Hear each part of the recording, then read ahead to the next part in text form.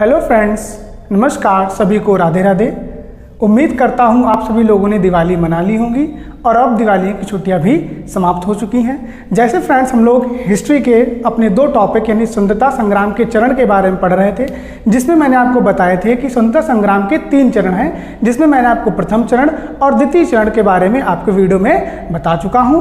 अब अपने next video यानी जो तृतीय चरण हमारा 1919 से लेके 1947 तक का रहता है, उसके बारे में जानेंगे। फ्रेंड्स मैंने आपको बताया था जैसे जो प्रथम चरण था वो 1885 से लेके 1905 तक रहता है, जिसे हम लोग उदारवादी राष्ट्रवाद कहते हैं। द्वितीय चरण जो हमारा रहता है फ्रेंड वो 1905 से लेके 1919 तक रहता है, जिसे हम लोग क्रांतिकारी चरण का नाम देते हैं। और तीसरा चरण जो है वो हमारा 1919 से रह के 1947 तक का रखा जाता है, जिसे हम लोग गांधी युग की भी संज्ञा देते हैं, क्योंकि गांधी जो हैं वो हमारे राष्ट्रपिता हैं और 1915 में वो भारत में आ चुके थे और धीरे धीरे राजनीति में प्रवेश करना वो शुरू कर देते हैं। जिससे होता क्या है कि 1919 से लेकर 1947 का जो युग है उसे हम लोग गांधी युग के नाम से जानते हैं। तो पहले हम लोग गांधी जी के बारे में जो कुछ पृष्ठभूमि है, जो कॉमन क्वेश्चन होते हैं गांधी जी के बारे में, यानी गांधी जी का एक तरीके से जो इंट्रोडक्शन है, गांधी जी के पिता, गांधी जी की माता, गांधी जी की पत्नी,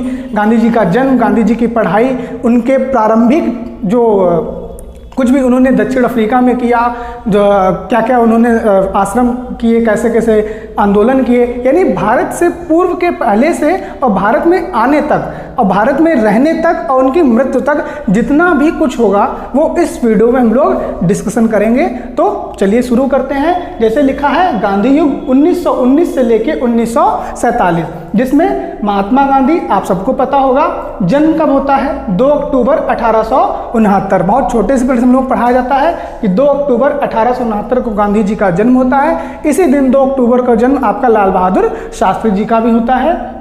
कहाँ होता है? पोरबंदर, गुजरात। ठीक है, गांधी जी का जन्म कहाँ होता है? पोरबंदर, गुजरात में होता है 2 अक्टूबर 1869 को। गांधी जी के पिता का नाम क्या है? तो गांधी जी के पिता का नाम है करमचंद गांधी। क्या नाम है? करमचंद गांधी। और गांधी जी की माता का नाम क्या है? तो पुतलीबाई गांधी। पिता का नाम करमचंद गांधी और माता का नाम पुतलीबाई गांधी।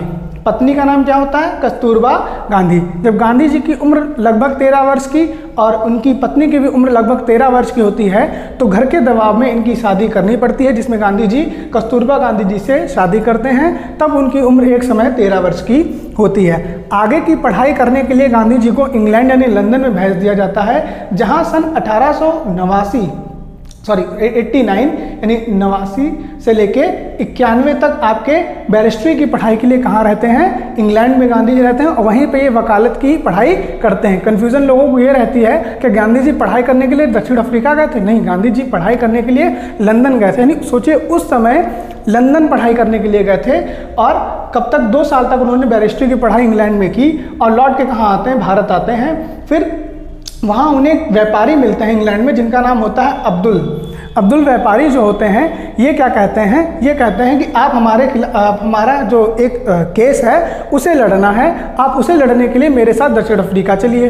तो गांधी जी सन 1893 में कहाँ पहुँच जाते हैं? दक्षिण अफ्रीका पहुँच जाते हैं। वहीं से गांधी जी का एक चरण शुरू होता है, यानी हाउ टू बिकम गांधी, यानी गांधी कैसे बने, इस तरीके से।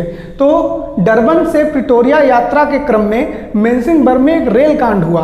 तो दक्षिण अफ्रीका में जब गांधी जी जाते हैं तो वहाँ जो अब्दुल व्यापारी हैं इनका केस लड़ते हैं और वो केस वो जीत जाते हैं और वो वहीं रहते हैं। तो उसी समय क्या होता है कि साउथ अफ्रीका यानी दक्षिण अफ्रीका में रंग भेद चल रहा होता है, यानी काले गोरों का जो भेद है वो चल रहा होता है। गांधी जी भी इससे परिचित होते हैं, लेकिन गांधी जी इससे आहत कब होते हैं? जब वो डरबन से प्रिटोरिया की रेल यात्रा कर रहे होते हैं और मैरिसबर्ग में उन्हें रेल से नीचे उतार दिया जाता है, जिससे गांधी जी बहुत ज़्यादा आहत हो जाते हैं रंग भेद के खिलाफ। कालो गोरों का जो भेद होता है, यानी फर्स्ट क्लास जो है वो गोरे लोगों की रहेगी और थर्ड क्लास है वो काले लोगों की रहेगी। इसमें गांधी जी को मैरिसबर्ग में उतार दिया जाता है, इसलिए इसको संज्ञा हम लोग देते हैं रेल कांड की।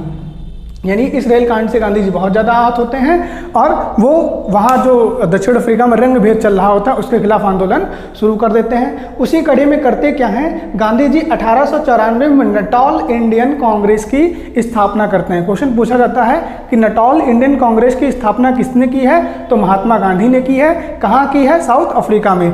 ध्यान रखिएगा कि 1893 से लेके 1915 तक के जितने भी काम गांधी जी द्वारा किए जाएंगे, चाहे कोई पुस्तक हो, चाहे कोई अखबार हो, चाहे कोई संस्था हो, चाहे कोई आश्रम हो, ये सब आपके दक्षिण अफ्रीका में ही होंगे। तो उसी कड़े में सबसे पहले जो नटॉल इंडियन कांग्रेस की स्थापना सन 1894 में गांधी जी करते हैं, कहाँ, दक्षिण अफ्रीका में। फिर फ्रेंड्स क्या होता है, 1903 में द इंडियन ओपिनियन, ये एक प्रकार का अखबार है जो गांधी जी द्वारा लिखा जाता था। ये एक प्रकार का आपका अखबार है द इंडियन ओपिनियन, जो महात्मा गांधी जी द्वारा लिखा जाता है। इसलिए मैंने महात्मा गांधी संबंधी जितने तथ्य थे वो एक तरफ रखे जिसमें आप कंफ्यूज ना हो। 1894 में नटॉल इंडियन कांग्रेस की स्थापना, सन 1903 में द इंडियन ओपिनियन नाम का एक अखबार लिखते हैं कौन, गांधी जी। 1904 में फिनिक्स फॉर्म, यानी एक प्रकार का ये आश्रम होता है। ध्यान रखिएगा, गांधी जी द्वारा सबसे पहला जो आश्रम बनाया गया था वो फिनिक्स फॉर्म बनाया गया था। कहाँ बनाया गया था, क्योंकि मैंने अभी बताया ना गांधी जी भी कहाँ है, दक्षिण अफ्रीका में है, तो वहीं बनाया गया था ये, ठीक, दक्षिण अफ्रीका में। कब, 1904 में। ये प्रकार का एक आश्रम है, जैसे गांधी जी का आप लोगों ने आश्रम सुना होगा साबरमती आश्रम, वैसे ही एक आश्रम उन्होंने दक्षिण अफ्रीका में बनाया था जिसका नाम था फिनिक्स फॉर्म। 1906 में गांधी जी प्रथम सत्याग्रह का प्रयोग करते हैं, और मैंने बताया कि इसके खिलाफ करते हैं, रंग भेद के खिलाफ, ठीक। यानी देखिए 1894 में उनके खिलाफ रेल कांड हुआ था, लेकिन तब से वो धीरे धीरे अपनी पृष्ठभूमि बना रहे थे, और उस पृष्ठभूमि के अंतर्गत सन 1906 में उनको मौका मिलता है पहला सत्याग्रह करने का। ध्यान दीजिएगा, सत्याग्रह क्या होता है, मतलब बिना किसी हिंसा के, यानी हिंसा के दबाव के किसी के लिए, किसी चीज के लिए आग्रह करना, यानी सत्य के लिए आग्रह ही क्या कहलाता है, सत्याग्रह कहलाता है। इस चीज में होता क्या है, क्वेश्चन यहाँ कैसे पुटअप होता है कि गांधी जी का प्रथम सत्याग्रह कहाँ हुआ था, तो कुछ लोग चंपारण भी लगा देते हैं। ध्यान रखिएगा, जब ये पूछा जाए गांधी जी का प्रथम सत्याग्रह कब हुआ था, तो सन 1906 में हुआ था। कहाँ हुआ था, क्योंकि इस समय गांधी जी दक्षिण अफ्रीका में है, तो वहीं हुआ था रंगभेद के खिलाफ। और भारत में पूछा जाए कि गांधी जी का भारत में पहला सत्याग्रह कहाँ था, तो वो चंपारण वाले था, उस पर हम लोग आगे चर्चा करेंगे। तो 1909 में गांधी जी एक पुस्तक लिखते हैं जिसका नाम होता है हिंद स्वराज। हाल ही में पुस्तक आपके पेट एग्जाम में आई थी, अगर आप देखेंगे पेट की सेकंड शिफ्ट 16 अक्टूबर की जब आप सेकंड शिफ्ट देखेंगे पेट एग्जाम की, तो उसमें पुस्तक पूछी गई थी कि हिंद स्वराज पुस्तक किसने लिखी है, तो हिंद स्वराज पुस्तक जो है वो आपकी महात्मा गांधी जी द्वारा लिखी गई है। उसी महात्मा, जब ये 1906 में सत्याग्रह करते हैं तो उसी समय इनकी भेंट जो होती है वो गोपाल कृष्ण गोखले से होती है। गोपाल कृष्ण गोखले इन्हें गांधी जी से प्रभावित होते हैं, और गांधी जी भी गोपाल कृष्ण गोखले से प्रभावित होते हैं, क्योंकि गोपाल कृष्ण गोखले एक उदारवादी नेता थे, जैसे मैंने आपको बताया है, और गांधी जी भी एक प्रकार के उदारवादी और अहिंसावादी नेता होते हैं। तो गांधी जी क्या करते हैं, गोपाल कृष्ण गोखले को अपना गुरु मान लेते हैं, और गोपाल कृष्ण गोखले ने क्या कहते हैं कि बच्चा ऐसा करो कि तुम दो लोगों की बुक जरूर पढ़ो, यानी एक टॉलस्टॉय की बुक पढ़िए और एक आप रस्किन की बुक पढ़िए। टॉलस्टॉय की जब आप बुक पढ़ेंगे तो आपको आंदोलन कैसे किए जाते हैं इसके बारे में पता चलेगा, और रस्किन की जब आप बुक पढ़ोगे तो उसमें भूख हड़ताल कैसे की जाती है इसके बारे में पता चलेगा। तो जब ये ज्ञान गांधी जी को प्राप्त होता है तो गांधी जी गोपाल कृष्ण गोखले को अपना राजनीतिक गुरु मान लेते हैं, ठीक है। और गोपाल कृष्ण गोखले गांधी जी से क्या कहते हैं कि बच्चा जब भी भारत में आना तो कम से कम 1 साल तक स्टूडेंट की तरह पूरा ऑब्जर्व करना, यानी भारतीय राजनीति को कैसे चला रहे हैं लोग, पूरा उसको ऑब्जर्व करना, उसको समझना, तभी कुछ करना, ठीक। तो होता क्या है कि सन 1915 में 9 जनवरी 1915 में भारत को वापस आए। कौन आए, सबको पता है, महात्मा गांधी। इसीलिए 9 जनवरी 1915 यानी 9 जनवरी को हम लोग भारतीय प्रवासी दिवस भी मनाते हैं, ठीक। क्या मनाते हैं, भारतीय प्रवासी दिवस कब मनाते हैं, 9 जनवरी को। हर साल क्या होता है, प्रवासी दिवस हम लोग मनाते हैं 9 जनवरी। क्यों मनाते हैं, क्योंकि इसी दिन महात्मा गांधी साउथ अफ्रीका से भारत आए थे। तो हम लोगों ने क्या देखा, महात्मा गांधी का दक्षिण अफ्रीका से लेके भारत आने तक जितने भी उन्होंने नटॉल इंडियन कांग्रेस की स्थापना, द इंडियन ओपिनियन अखबार की स्थापना, फिनिक्स आश्रम बनाना, प्रथम सत्याग्रह करना, फिर हिंद स्वराज पुस्तक लिखना, और फिर भारत में आगमन कब, 9 जनवरी 1915 को। तो 9 जनवरी को हम लोग किस रूप में मनाते हैं, भारतीय प्रवासी दिवस के रूप में। यहाँ मैंने लिख दिया है कि इनको गुरु, मतलब महात्मा गांधी का गुरु किसे कहते हैं, तो गोपाल कृष्ण गोखले, ठीक। ये महात्मा गांधी के, ध्यान रखिएगा, राजनैतिक गुरु थे, ठीक है। कैसे गुरु थे? राजनैतिक गुरु थे। ये टॉलस्टॉय को भी अपना गुरु मानते हैं। ठीक, टॉलस्टॉय और रस्किन की बुक पढ़ने का सुझाव भी गोपाल कृष्ण गोखले द्वारा दिया गया था। तो होता क्या है, जब 1915 में ये महात्मा गांधी आपके भारत आ जाते हैं, उस समय जो चरण होता है वो प्रथम विश्व युद्ध का होता है। 1914 से लेकर 18 तक जो प्रथम विश्व युद्ध होता है उसमें होता है। और गांधी जी जब आते हैं तो गांधी जी कोशिश करते हैं कि प्रथम विश्व युद्ध में भारतीयों को भी भर्ती कराया जाए, यानी अगर हम अंग्रेजों का सहयोग करेंगे तो अंग्रेज हम पर परोपकारिता करेंगे और क्या हो जाएगा, तो हो सकता है वो हम पे थोड़ी बहुत छूट कर दें। तो गांधी जी मदद करते हैं भारतीयों की प्रथम विश्व युद्ध में मतलब भर्ती कराने में। तो जो भारतीय लोग होते हैं उन्हें संज्ञा किसकी दे देते हैं? भारतीयों द्वारा इन्हें सार्जेंट की संज्ञा दी जाती है कि सार्जेंट मतलब क्या हो जाए, ये सेना में लोगों को क्या कराते थे? भर्ती कराते थे। इसीलिए महात्मा गांधी को सार्जेंट की संज्ञा दी गई। क्वेश्चन बन जाता है कि निम्न में से वह किस व्यक्ति है जिसे सार्जेंट की संज्ञा दी गई है? तो महात्मा गांधी को सार्जेंट की संज्ञा दी गई है। क्यों दी गई है? क्योंकि उन्होंने प्रथम विश्व युद्ध में भारतीयों को भर्ती कराने का क्या किया था? प्रयास किया था। ठीक, 1916 में साबरमती आश्रम की स्थापना करते हैं कौन? गांधी जी। यानी पूछा जाता है कि गांधी जी ने साबरमती आश्रम की स्थापना कब की? तो 1916 में। यानी भारत में जो गांधी जी द्वारा स्थापित पहला आश्रम है वो साबरमती आश्रम है। लेकिन अगर सबसे पहला पूछा जाए विश्व में तो आपका फिनिक्स आश्रम है, जो कहाँ उन्होंने बनाया था? दक्षिण अफ्रीका में बनाया था। तो 1916 में साबरमती आश्रम में स्थापना की, मैंने बताया ना। 1915 में 9 जनवरी में आए और लगभग 1 साल तक गोपाल कृष्ण गोखले के कहने पर उन्होंने स्टूडेंट के रूप में पूरे राजनीति को, भारतीय राजनीति को समझा। और 1916 में जो कांग्रेस का अधिवेशन होता है लखनऊ वाला, उसमें ये भाग लेते हैं और वहीं पे इनकी मुलाकात होती है आपके एक शुक्ला जी होते हैं बिहार के, उनसे। शुक्ला जी जो होते हैं इनसे आग्रह करते हैं कि गांधी जी ऐसा करिए, आप हमारे साथ चलिए, बिहार में थोड़ी थोड़ी ऐसी ऐसी प्रॉब्लम है चंपारण में। तो गांधी जी कहते हैं बेटा अभी है तो हम नहीं आएंगे, लेकिन हाँ समय जब होगा तो हम जरूर आएंगे। तो होता क्या है कि सन 1917 में ये चंपारण सत्याग्रह करते हैं। चंपारण सत्याग्रह के बारे में थोड़ा सा जान लीजिए कि होता ये था कि अंग्रेजों द्वारा एक नील की खेती कराई जाती थी। तो नील की खेती जिस पद्धति से कराई जाती थी या जिस प्रणाली से कराई जाती थी उसे हम लोग तिनकटिया पद्धति, तिनकटिया प्रणाली कराई जाती थी। होता क्या था, जैसे मान ली किसी की ज़मीन 20 कट्ठा है, ठीक, उसमें 3 कट्ठे पे, और वो 3 कट्ठे कैसे उपजाऊ, ये जो 3 कट्ठे उपजाऊ होते हैं उस पर आपको नील की खेती करनी ही पड़ती थी। नील की खेती के बारे में ऐसे कहा जाता है कि इसकी जड़ें इतनी लंबी होती थी कि ये उस भूमि को थोड़े दिन बाद बंजर बना देती थी। यानी सोचिए कि किसी भी किसान की 20 कट्ठे की तीसरी जमीन, यानी जो 3 कट्ठा जमीन है उस पर खेती करनी है, और वो भी जमीन उसकी उपजाऊ है। और नील की खेती करने के बाद वो जमीन क्या होगी, आपके बंजर बन जाएगी। तो इसी प्रणाली को खत्म करने के लिए शुक्ला जी जो है वो आपके गांधी जी को लेके आते हैं बिहार में, और बिहार में ही गांधी जी क्या करते हैं, अपना पहला सत्याग्रह करते हैं चंपारण सत्याग्रह। यानी भारत में जो सत्याग्रह है वो चंपारण सत्याग्रह है, क्योंकि विश्व में जो पहला सत्याग्रह है वो उनका रंग भेद के खिलाफ दक्षिण अफ्रीका में है। इसमें गांधी जी की विजय होती है और क्या होता है, 25% लगान पे वो लोग मान जाते हैं, कौन, ब्रिटिश लोग। तो इसमें गांधी जी को क्या लगता है, मतलब गांधी जी पहले से थोड़े बहुत फेमस थे और इस विजय के बाद में थोड़ा सा वो और भी फेमस हो जाते हैं, यानी उनकी धीरे धीरे भूमिका बढ़ने लगती है।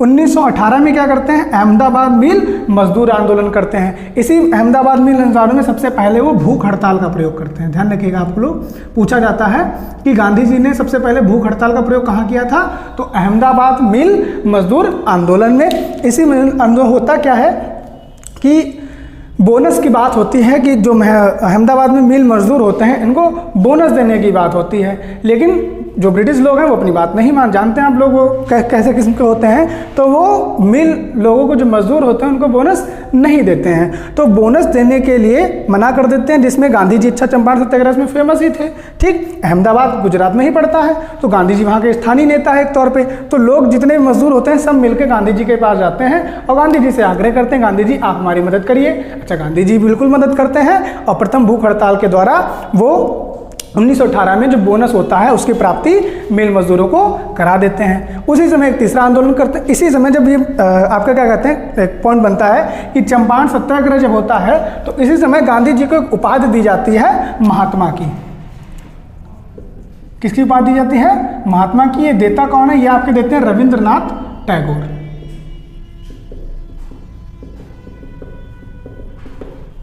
यानी रविन्द्रनाथ टैगोर द्वारा यानी जो आपके गांधी हैं उनको महात्मा गांधी की उपाधि दी जाती है।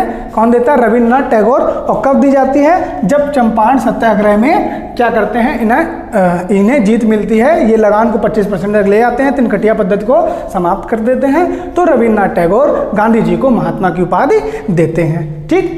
अच्छा, 1918 में होता है अहमदाबाद मजदूर आंदोलन, जिसमें गांधी जी सबसे पहले भूख हड़ताल का प्रयोग करते हैं। और 1918 में खेड़ा आंदोलन होता है। खेड़ा आंदोलन में पूछा जाता है कि निम्न में से कौन सा व्यक्ति है जो खेड़ा आंदोलन में महात्मा गांधी का सहयोगी था। तो आप लोग सबको पता होगा कि आपके जो सरदार वल्लभ भाई पटेल जी हैं, सरदार पटेल जिन्हें हम लोग यूनिटी पर्सन जानते हैं, जिनके दिवस पे हम लोग एकता दिवस भी मनाते हैं, अभी हाल आ रहा है अक्टूबर में, उस दिन हम लोग चर्चा करेंगे। तो सरदार पटेल जो होते हैं वो 1918 में महात्मा गांधी की सहायता करते हैं। किस आंदोलन में? खेड़ा आंदोलन में। ठीक। इसी कड़ी में आगे होता क्या है, गांधी जी को लगता है कि ये तो बहुत ईजी है, मतलब एक तरीके का उस चीज़ को T20 मैच समझते हैं, लेकिन उन्हें नहीं पता होता कि T20 के बाद कभी कभी टेस्ट भी खेलना पड़ता है। तो होता क्या है कि 1918 के बाद में, प्रथम विश्व समाप्त होने के बाद में, तुर्की में एक पद होता है खलीफा का, यानी मुस्लिम जगत के सबसे बड़े जो नेता होते हैं उनका पद होता है खलीफा का। उसे ब्रिटिश लोग हटाने की कोशिश करते हैं। तो सारे मुस्लिम जो कंट्रीज़ होते हैं वो उस चीज़ के विरोध में आ जाते हैं। तो भारत में भी क्या लगता है, जो महात्मा गांधी हैं उन्हें लगता है कि ये एक मौका है मुस्लिमों को भारतीय राष्ट्रवादिता से जोड़ने का। तो गांधी जी खुद इस चीज़ का बेड़ा उठाते हैं और खिलाफत आंदोलन शुरू कर देते हैं। यह खिलाफत आंदोलन आपका 1919 से लेकर 1922 तक चलता है। इसमें होता क्या है कि ये जो खिलाफत आंदोलन है वो तुर्की के खलीफा से संबंधित है। इसमें गांधी जी खुद क्या करते हैं, लोगों को इकट्ठा करते हैं, जो मुस्लिम समुदाय के बड़े बड़े नेता होते हैं। क्योंकि ये आंदोलन जो मुख्यतः पहले अली बंधुओं द्वारा चलाया जा रहा था, लेकिन बाद में इसे गांधी जी क्या करते हैं, खुद अपने हाथ में ले लेते हैं और खिलाफत कमेटी का गठन करते हैं और जिसकी अध्यक्षता खुद करते हैं महात्मा गांधी। तो पूछा जाता है कि खिलाफत कमेटी का गठन कब हुआ? तो ध्यान रखिएगा, सन 1921 में खिलाफत कमेटी का गठन होता है और जिसकी अध्यक्षता कौन करता है? स्वयं महात्मा गांधी जी करते हैं। लेकिन 1922 में क्या होता है, तुर्की के खलीफा का पद समाप्त कर दिया जाता है। तो गांधी जी का जो एक खिलाफत आंदोलन पूरी तरीके से था उसे समाप्त होना पड़ता है। ठीक। उसी समय सन 1920 से लेकर 22 तक एक और आंदोलन होता है, असहयोग आंदोलन। ये वही समय है जहां 1919 में आपका 13 अप्रैल 1919 का रॉलेट एक्ट के विरोध में जलियांवाला बाग हत्याकांड होता है। चूँकि इस समय हम लोग गांधी के बारे में पढ़ रहे हैं तो उस पर एक पूरा सेपरेट वीडियो आएगा, यानी पार्ट 3 सेकेंड पार्ट आएगा उसका, जिसमें हम लोग आपके जलियांवाला बाग हत्याकांड, मार्ले मिंटो सुधार, मॉन्टेग्यू चेम्सफोर्ड सुधार और अन्य जो मतलब आपके जैसे क्या कहते हैं उसको, हिंदुस्तान रिपब्लिक पार्टी जो थी एसोसिएशन, उन सभी की चर्चा भी हम लोग करेंगे। इस वीडियो में हम लोग सिर्फ गांधी जी से जो चीज़ें संबंधित हैं उन पर चर्चा करेंगे। तो एक आंदोलन गांधी जी द्वारा चलाया जाता है जिसे हम लोग देते हैं असहयोग आंदोलन। देखा आपको पता होगा, असहयोग यानी सहयोग ना करने का एक आंदोलन चलता है सन 1920 से लेकर सन 1922 तक। होता क्या है कि इस विधेयक को सबसे पहले मतलब गांधी जी सबके सामने प्रस्तुत करते हैं, लेकिन जो उस समय के बड़े नेता हैं इस चीज़ को नहीं मानते हैं। तो होता क्या है, गांधी जी बहुत ज़्यादा दबाव डालते हैं और सभी नेता मान जाते हैं। कांग्रेस के नागपुर अधिवेशन में सन 1920 में असहयोग आंदोलन को पारित कर दिया जाता है कि हम किसी भी प्रकार से ब्रिटिश लोगों का सहयोग नहीं करेंगे।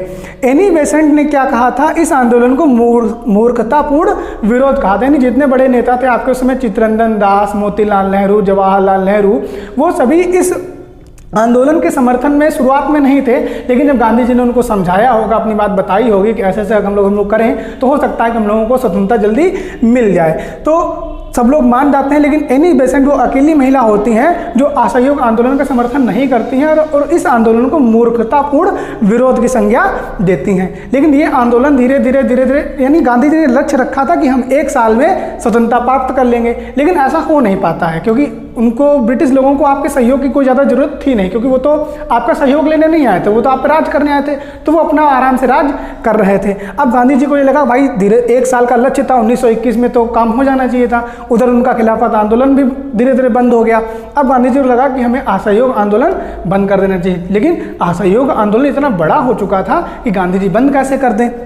तो होता क्या है कि आपके 5 फरवरी गोरखपुर की में घटना है। 5 फरवरी 1922 को चौरी चौरा कांड होता है। ये कांड होता है कि एक होते हैं रामदास अहिर, इनके साथ में सभी लोग एक जुलूस निकाल रहे होते हैं। इस जुलूस में होता क्या है, एक थानेदार और 21 जो कांस्टेबल हवलदार होते हैं वो लाठी डंडा करवा देते हैं। तो लोग क्या होते हैं, भड़क जाते हैं। तो ये थानेदार और जिनके साथ में जो कांस्टेबल होते हैं वो छुप के कहाँ चले जाते हैं, जेल के अंदर बंद हो जाते हैं, मतलब अपने थाने में जाके बंद हो जाते हैं। तो लोग बाहर से बंद करके उस पूरे जो 22 लोग होते हैं उनको उसी जेल में ही जिंदा जला देते हैं। ठीक, इसी घटना को हम लोग किस नाम से जानते हैं, चौरी चौरा। अगर कभी पूछ दिया जाए कि चौरी चौरा है कहाँ, तो ध्यान रखिएगा गोरखपुर। सबको पता होगा गोरखपुर कहाँ है, आपके उत्तर प्रदेश में, जहाँ से आपके योगी आदित्यनाथ जी लड़के आए थे आपके विधायक, उससे पहले वो सांसद भी वहाँ से रहते हैं। तो असहयोग आंदोलन में कितने लोगों को जिंदा जलाया गया था, 22 लोगों को जलाया गया था, नहीं एक थानेदार, उसके साथ में 21 उनके हवलदार। ठीक, कब घटना होती है चौरी चौरा की, 5 फरवरी 1922 को। इस घटना से गांधी जी बहुत ज़्यादा आहत हो जाते हैं। अच्छा, गांधी जी को मौका भी चाहिए होता है असहयोग आंदोलन स्थगित करने का, तो 12 फरवरी 1922 को ही गांधी जी क्या करते हैं, असहयोग आंदोलन स्थगित कर देते हैं। क्योंकि अचानक आंदोलन स्थगित करने से, भाई एक आंदोलन जो बहुत बड़ा हो गया था उसे आप अचानक से स्थगित कर देते हो बस एक घटना से, जिसमें भारतीयों का दोष नहीं था, दोष ब्रिटिश का ही था। लेकिन गांधी जी को मौका चाहिए होता है तो गांधी जी इस आंदोलन को स्थगित कर देते हैं, जिसमें उनकी बहुत ज़्यादा मतलब क्या होता है, नाम खराब हो जाता है। जितने भी बड़े नेता होते हैं वो गांधी जी से नाराज हो जाते हैं और गांधी जी को थोड़े दिन बाद ब्रिटिश लोगों द्वारा पकड़ के जेल में डाल दिया जाता है। अब उसकी आगे की जो बातें हैं वो हम लोग अभी देखेंगे, आप इसका स्क्रीनशॉट ले लीजिएगा। तो फ्रेंड, जैसे असहयोग आंदोलन गांधी जी द्वारा स्थगित किया जाता है तो उस आंदोलन के स्थगित होने के बाद भारतीय जनमानस में एक गांधी जी के खिलाफ विद्रोह की भावना उत्पन्न हो गई थी। क्योंकि एक इतना बड़ा आंदोलन जिससे लाखों करोड़ों लोग जुड़ चुके थे, उसे अचानक ही समाप्त कर देना, स्थगित कर देना, निरस्त घोषित कर देना किसी भी जनमानस के लिए एक क्षति के समान होती है। और इस आंदोलन से जितने भी बड़े बड़े नेता थे सभी जुड़ चुके थे, क्योंकि सभी का नाम भी खराब हो रहा था, भाई सभी की उम्मीदें उनसे लगी हुई थी। अचानक आपने चौरी चौरा घटना, हालांकि इतनी बड़ी भी नहीं थी, इतनी छोटी भी नहीं थी, ऐसी घटना के लिए आपने इतना बड़ा आंदोलन जो समाप्त कर दिया, तो लोग गांधी जी के विद्रोह में आ गए थे। क्योंकि ब्रिटिश लोग भी चाहते थे कि सभी लोग गांधी जी का विद्रोह करें, लेकिन गांधी जी को बहुत ज़्यादा सपोर्ट था तो उनको वो पकड़ नहीं पा रहे थे। लेकिन जैसे ही ब्रिटिश सैनिकों ने देखा, ब्रिटिश अधिकारियों ने देखा कि गांधी जी के खिलाफ लोगों का विद्रोह बढ़ता जा रहा है, तो उन्हें एक मौका मिल गया और उन्होंने गांधी जी को पकड़ के जेल में डाल दिया। बहुत दिनों तक गांधी जी जेल में रहे, चूँकि उन्होंने रस्किन से भूख हड़ताल सीखा ही था, तो उन्होंने उसका प्रयोग जेल में ही किया और खाना धीरे धीरे कम करना कर दिया, यानी कम खाना खाने लगे, उनका स्वास्थ्य बिगड़ने लगा। तो अंग्रेज अधिकारियों को ये लगा अगर कहीं जेल में इनकी मृत्यु हो जाती है तो बहुत बड़ा बवाल खड़ा हो जाएगा, क्योंकि वो 1857 की क्रांति पहले ही देख चुके थे, एक भीषण संग्राम, तो ऐसा वो दोबारा नहीं चाहते थे। तो उन्होंने क्या किया, उन्होंने 1924 में गांधी जी को रिहा कर दिया है। लेकिन उससे पहले जो असहयोग आंदोलन बंद हुआ था, उस आंदोलन को पूर्णतः बंद, मतलब जो उसकी भूमिका बन चुकी थी, जो लोगों के अंदर राष्ट्रवाद की भावना गांधी जी उत्पन्न कर चुके थे, चिंगारी जो, उसे आगे बढ़ाने के लिए मोतीलाल नेहरू और चित्तरंजन दास ने एक पार्टी बनाई थी जिसका नाम था स्वराज पार्टी। कब बनी थी, तो स्वराज पार्टी का गठन मार्च 1923 होगा यहाँ पे, सॉरी, मार्च 1923 को स्वराज पार्टी का गठन किया जाता है। तो उस पार्टी के द्वारा क्या होता है, इसकी स्थान, मतलब इस पार्टी का गठन कहाँ हुआ था, तो इसका स्थान जो है वो इलाहाबाद में है। इस पार्टी का मुख्य उद्देश्य ये था कि जो ब्रिटिश सरकार है उनके जो चुनाव होते हैं विधान परिषद के, उन चुनावों में घुसा जाए और सरकार के अंदर से ही बैठकर अपने जो काम है वो कराए जाए। भाई जब आपकी पार्टी मतलब बहुमत में होगी, आप लोग के लोग ज़्यादा होंगे, तो आप किसी भी विधेयक को रोक सकते हैं या किसी विधेयक को आप पारित करा सकते हैं। तो चित्तरंजन दास और मोतीलाल नेहरू के दिमाग की जो उपज थी उसका नाम था स्वराज पार्टी, जिसका गठन मार्च 1923 को इलाहाबाद में होता है। और इसका मुख्य उद्देश्य क्या होता है, विधान परिषद के चुनावों में भाग, यानी सरकार के अंदर जाकर अपने काम करवाना। सन 1924 में जब गांधी जी बाहर आ जाते हैं, गांधी जी अपना विरोध खत्म करना चाहते हैं, क्योंकि बताया ना मैंने आपको, जो विरोध लोगों के, बड़े बड़े नेता के अंदर गांधी जी का भर गया था, उस विरोध को खत्म करने के लिए गांधी जी यानी महात्मा गांधी और चित्तरंजन दास के बीच में एक समझौता होता है जिसे हम लोग गांधी दास पैक्ट के नाम से जानते हो। ये कब होता है, 1924, यानी नवंबर 1924 में ये होता है। और गांधी जी उससे पहले छूट के आ जाते हैं, मैंने बताया ना, अंग्रेज अधिकारी उनको छोड़ देते हैं। ठीक, इस मतलब जो पैक्ट का जो मूल कारण था वो क्या था, असहयोग आंदोलन अब राष्ट्रीय आंदोलन नहीं रहेगा, यानी जो असहयोग आंदोलन गांधी जी द्वारा चलाया गया था उसको पूर्णतः पूरी तरीके से समाप्त कर देना कि भैया मेरे द्वारा अब इस किसी प्रकार का कोई भी आंदोलन नहीं चलाया जा रहा है, कृपया मेरे से जो विरोध है उन सभी चीज़ों को आप समाप्त कर दो। एक तरीके से गांधी जी ने राजनीतिक चीज़ों से अपना मुंह मोड़ लिया था और 1924 में ही गांधी जी बेलगाम अधिवेशन अध्यक्षता करते हैं, पहली बार और अंतिम बार। ध्यान रखिएगा 1924 में ही गांधी जी क्या करते हैं, बेलगाम अधिवेशन, बेलगाम अधिवेशन कांग्रेस की क्या करते हैं, आपके अध्यक्षता करते हैं। और उसकी बात वो राजनीति से एक तरीके के सम्मुख मोड़ लेते हैं और सामाजिक कार्यों में लोगों की सेवा करना, जो बीमारियां फैलती थी उनको, मतलब उस समय बीमारी भी चलती थी, रुई से लोगों की सफाई करना, उन सब चीज़ों ने नहीं, गांधी जी द्वारा सामाजिक कार्यों में रुचि लेना। गांधी जी की जो खोई हुई मतलब उनकी वो थी ख्याति थी, उसे धीरे धीरे वो जैसे उन्होंने ना पहले उन्होंने चंपारण किया, उसके बाद में उन्होंने अहमदाबाद मील आंदोलन किया, फिर खेड़ा किया, फिर खिलाफत किया, तो उन्होंने जो अपनी राजनीतिक पकड़ बनाई थी और असहयोग आंदोलन को स्थगित करने के बाद जो उन्होंने खो दी थी उसे दोबारा पाने के लिए उन्होंने क्या किया था, सामाजिक कार्य करना शुरू कर दिए थे। धीरे धीरे सन 1928 तक उन्होंने सामाजिक कार्य किए। उसके बाद में क्या होता है कि मतलब ब्रिटिश लोगों का दमन बहुत ज़्यादा शुरू हो गया था। उनकी जो दमनात्मक पद्धति उसका विरोध किसी को तो करना ही था, तो गांधी जी एक बार फिर से पुनः बीड़ा उठाते हैं और 1930 में वो एक डांडी मार्च करते हैं, यानी नमक तोड़ो कानून, जिसे हम लोग नमक सत्याग्रह के नाम से भी जानते हैं, इसे चालू करते हैं। और आपको पता होगा जैसे ये आपका ये भारत है, तो यहाँ पे जो आपका पड़ता है साबरमती आश्रम, साबरमती से लेके ये चलते हैं कहाँ तक, डांडी तक। ठीक, डांडी के आसपास समुद्र है, यहाँ पे आपको पता है अरब की खाड़ी है, यहाँ पे नमक उठाते हैं और नमक को चख के नमक कानून को तोड़ देते हैं। जब ये साबरमती से चलते हैं तो उस समय उनके साथ सिर्फ 78 लोग ही होते हैं और साबरमती से लेकर डांडी तक पूरी 241 मील की दूरी उन्हें लगभग कवर करनी पड़ती है, यानी लगभग 385 किलोमीटर के आसपास ही आपका बन जाएगा। तो 78 सहयोगियों द्वारा साबरमती से डांडी की तरफ गांधी जी चलते हैं। कब से कब तक चलते हैं, तो 12 मार्च 1930 से लेकर 6 अप्रैल 1930 तक की यात्रा होती है। कहाँ से, साबरमती से डांडी की, और डांडी पे पहुंच के नमक को उठा के नमक कानून यानी उसको चख के नमक कानून तोड़ देते हैं। इस मतलब जो यात्रा है, इस यात्रा को सुभाष चंद्र बोस ने नेपोलियन की यात्रा थी रोम से मुसोलिन, उसकी संज्ञा दी है। जैसे इस समय आपके राहुल गांधी भारत जोड़ो यात्रा कर रहे हैं, उसी हिसाब से महात्मा गांधी ने भी एक मार्च किया था जिसे हम लोग डांडी मार्च के नाम से जानते हैं। तो ये कब से कब तक किया था, 12 मार्च 1930 से लेके 6 अप्रैल 1930। जब 6 अप्रैल 1930 को ये डांडी में पहुंचते हैं और नमक उठा के अपना आंदोलन समाप्त करते हैं, तो जब उन्होंने शुरू किया था तो सिर्फ उनके पास 78 लोग थे, लेकिन जब उन्होंने पीछे मुड़कर देखा तो उनके पीछे लाखों की भीड़ थी। अब भाई आपने एक आंदोलन शुरू किया, लाखों की भीड़ जुटाई, आप ऐसे तो उसे जाने नहीं दोगे। तो तुरंत गांधी जी वहीं से एक नए आंदोलन का आह्वान करते हैं जिसे हम लोग जानते हैं सविनय अवज्ञा आंदोलन, यानी सविनय, विनय के साथ अवज्ञा, किसी की अवज्ञा कर देना। ये आंदोलन गांधी जी के द्वारा सबसे बड़ा और सबसे महत्वपूर्ण आंदोलन था जिसने ब्रिटिश सरकार की नींव भी एक तरीके से हिला के रख दी थी। क्यों? क्योंकि इस आंदोलन में हुआ क्या था, विदेशी कपड़े, स्कूल, न्यायालय का बहिष्कार किया गया। यानी हम जो ब्रिटिश के कपड़े हैं जो हम लोगों से यहाँ से लेके जाते हैं, कच्चा माल फिर पक्का माल बना के बेचते हैं, उनका बहिष्कार करते हैं। ब्रिटिश लोगों द्वारा जितने भी स्कूल खोले गए हैं उन सभी स्कूलों में हम जाने पढ़ने से मना करते हैं। न्यायालय का बहिष्कार करते हैं, यानी जितने लोग बैरिस्टर की पढ़ाई किए हुए थे उन सभी लोगों ने अपनी जो बैरिस्टर की डिग्री थी वो वापस करना शुरू कर दिया था। कर ना दिया जाए, यानी जितना भी टैक्स था, नमक कर था, जितने भी चीज़ों पे टैक्स था, उन टैक्सों को नहीं दिया जाएगा।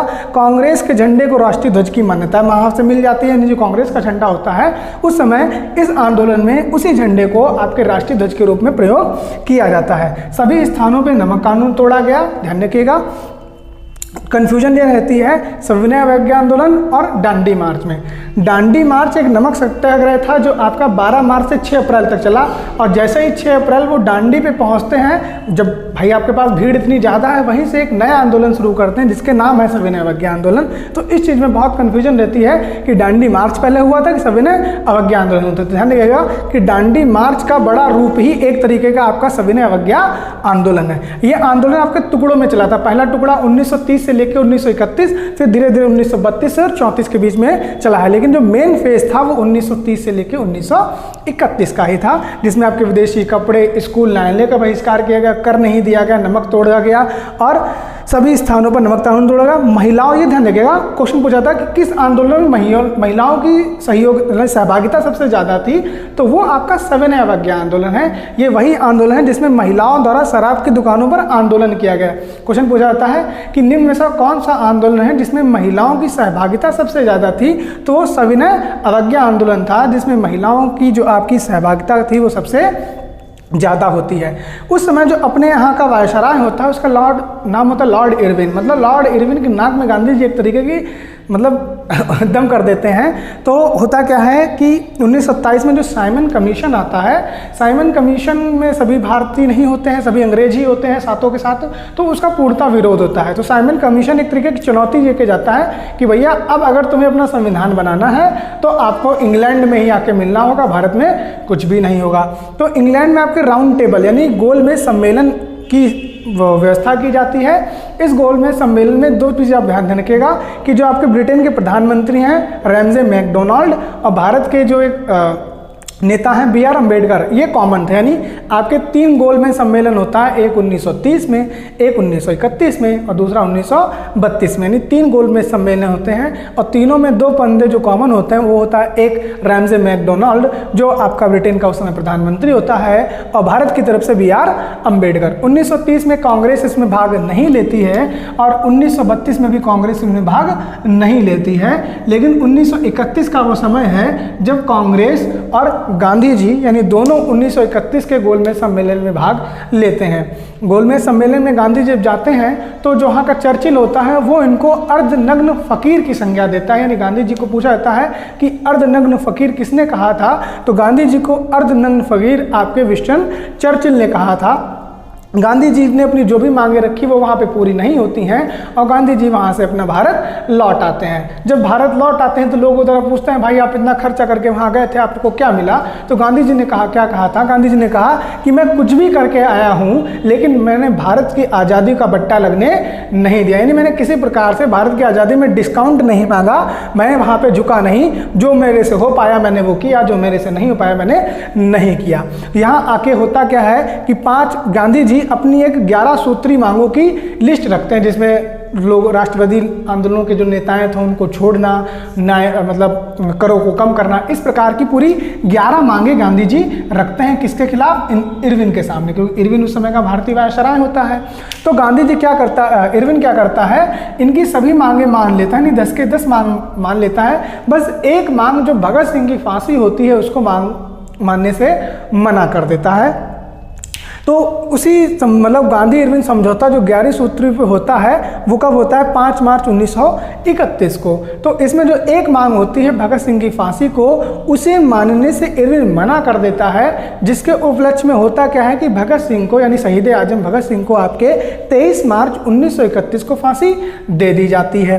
तो फिर से गांधी जी, भाई भगत सिंह एक बहुत बड़े नाम ब्रांड बन चुके थे उस समय भारतीय क्रांतिकारियों में, मतलब फायर ब्रांड, आज़ाद, चंद्रशेखर आज़ाद, भगत सिंह, सुभाष चंद्र बोस, ये आपके क्रांतिकारी नेता थे।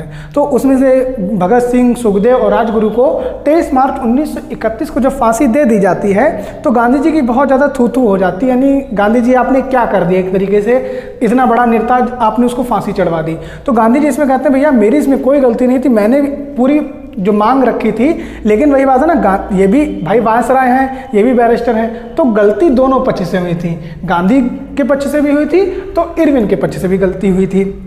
ठीक, क्योंकि इरविन अड़ गया था कि हम सबको छोड़ देंगे लेकिन भगत सिंह को नहीं छोड़ेंगे। अच्छा, गांधी जी का क्या था कि भाई आपकी कोई 10 मांग रहा है, एक नहीं मान रहा है, और 10 जो मांगे हैं वो आपके हित में हैं। तो गांधी जी वही चीज़ ना, अहिंसावादी थे, उन्हें हिंसा पसंद ही नहीं थी, तो उन्होंने 10 मांगों को स्वीकार करने में अपनी सहमति जता ली। तो गांधी इरविन के बीच में जो समझौता होता है वो 5 मार्च 1931 को होता है। 23 मार्च 1931 को भगत सिंह को फांसी दे दी जाती है। तो जब बहुत ज़्यादा गांधी जी का विरोध बढ़ जाता है तो सरदार वल्लभ भाई पटेल क्या करते हैं, कमान संभालते हैं और कराची में 27 मार्च 1931 को कांग्रेस का एक विशेष अधिवेशन बुलाया जाता है। क्योंकि कांग्रेस के जितने भी अधिवेशन आपके होते हैं वो दिसंबर में होते हैं, लेकिन भगत सिंह की फांसी और गांधी जी का एक बार फिर से जो विरोध था वो बहुत ज़्यादा बढ़ गया था। तो कराची में सरदार वल्लभ भाई पटेल द्वारा एक अधिवेशन बुलाया जाता है 1931 को, जिसमें थोड़ा बहुत लोगों को समझाया जाता है। बहुत ज़्यादा गांधी जी का विरोध होता है। फिर होता क्या है कि मतलब धीरे धीरे उस विरोध को समाप्त कर लिया जाता है। लेकिन उधर जो रैमजे मैकडोनाल्ड और थे, B.R. अम्बेडकर थे, इन लोगों की बात बन जाती है और भारत में जो चुनाव थे उन्हें पृथक, यानी पहले हिंदू मुस्लिम में उन्होंने तोड़ा था, फिर उन्हें हिंदुओं को भी तोड़ना था। इसमें उन्होंने पृथक पृथक चुनाव करने की अवधारणा बनाई थी, यानी दलित जो हिंदू वर्ग में दलित वर्ग था उसका अलग चुनाव कराया जाए। तो उसके लिए उन्होंने एक सांप्रदायिक पंचाट निकाला था।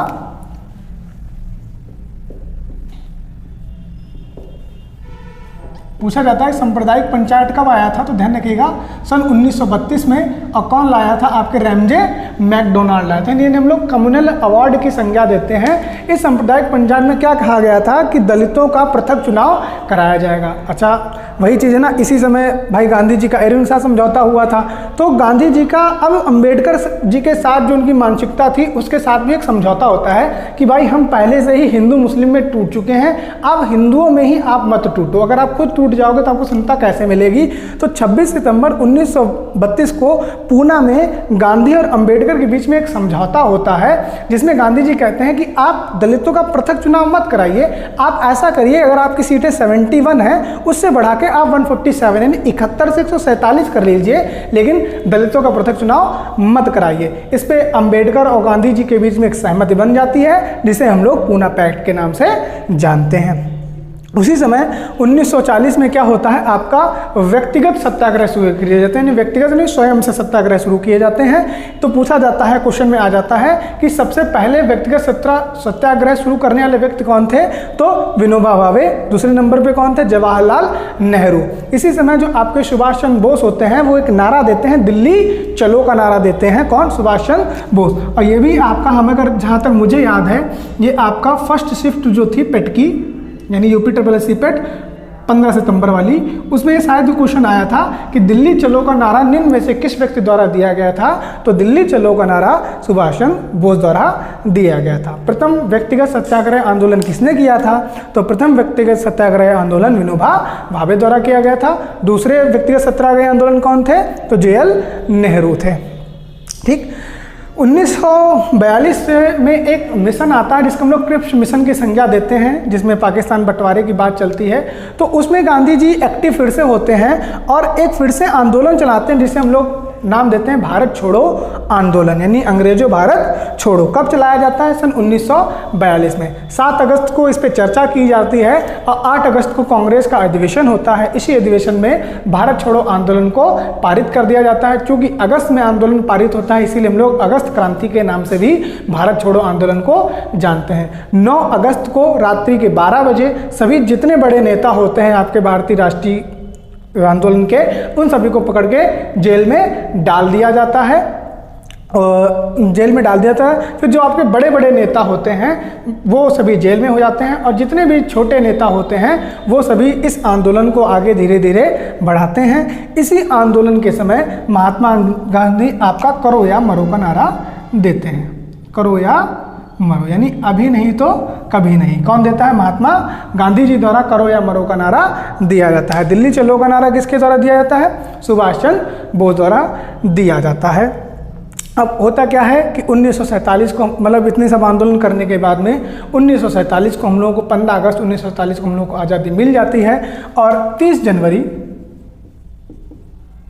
1948 को नाथूराम गोडसे द्वारा गांधी जी की हत्या कर दी जाती है। यानी गांधी जी की जो मृत्यु होती है वो 30 जनवरी 1948 को होती है, इसीलिए हम लोग 30 जनवरी को भी शहीद दिवस मनाते हैं। हम लोग भारत में 2 शहीद दिवस मनाते हैं, एक 30 जनवरी 1948 वाला और दूसरा 23 मार्च 1931 वाला, जब भगत सिंह को फांसी दी जाती है। ये एक प्रकार का आपका पूरा गांधी युग था। अगर हम लोग पूरा गांधी युग के बारे में चर्चा करें तो गांधी जी का जन्म 2 अक्टूबर 1869 पोरबंदर गुजरात में होता है।